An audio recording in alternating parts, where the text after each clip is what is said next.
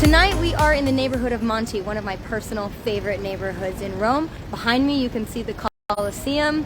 We're right in the heart of the center, but I don't want to give too much away. Without further ado, here's James to take you through Monti. Hi guys, how you doing? So today we're talking about Monti. It's one of the most beautiful and quintessential areas of the city itself. And it has a long and varied history throughout it as well. In the ancient Roman times, it was the heart of the city itself. In fact, we're right next to the Roman Forum here, and in the ancient times, strangely, despite its actual prime location, it was the poorest part of the entire city. In fact, it was an area called the Suburra, and we're talking about 7-story apartment blocks here, all made of wood, huge risk of fire and very low quality of life.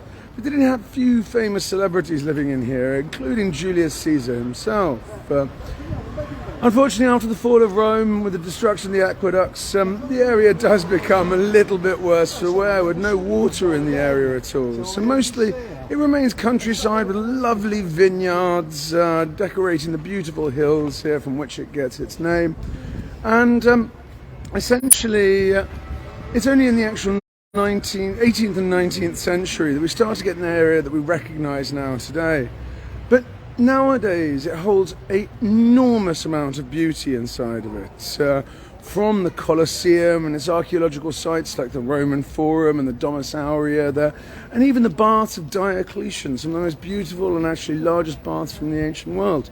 As well as that, it has some of the most gorgeous churches in Rome, the mother of all churches, St. John in Lateran, and the third largest church in the city actually was St. Mary Major as well. But more than that, it's a vibrant location nowadays with incredible restaurants, beautiful bars, and it's become some of the actual most fancy place in the actual city to go out for a night out as well.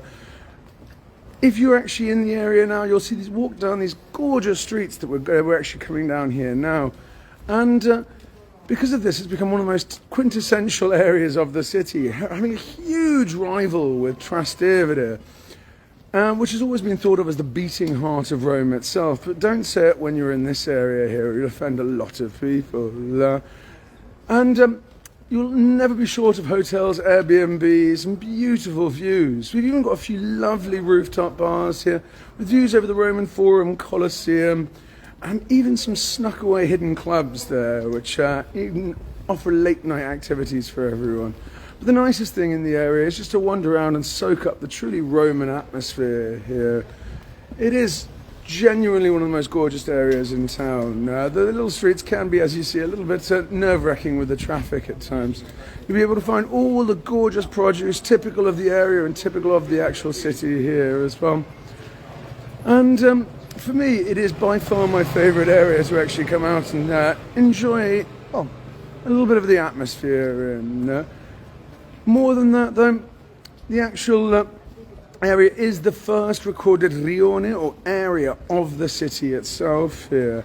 And that was actually decided in the actual unification of Italy here. So not only the first rione in Rome, but also the first rione in the entire country itself. So you've got a little bit of history on your doorstep here as well. That said though, guys, as I leave you walking towards the Roman Forum, I thank you so much for actually having come with us here. And I hope to see you guys all next week, in 2 weeks' time for our next tiny tour. For now, guys, thank you so much for being with us. And from all of us at Roman Vacations, have a wonderful evening, guys. Thanks, guys. Thank you. Ciao. Have a good day.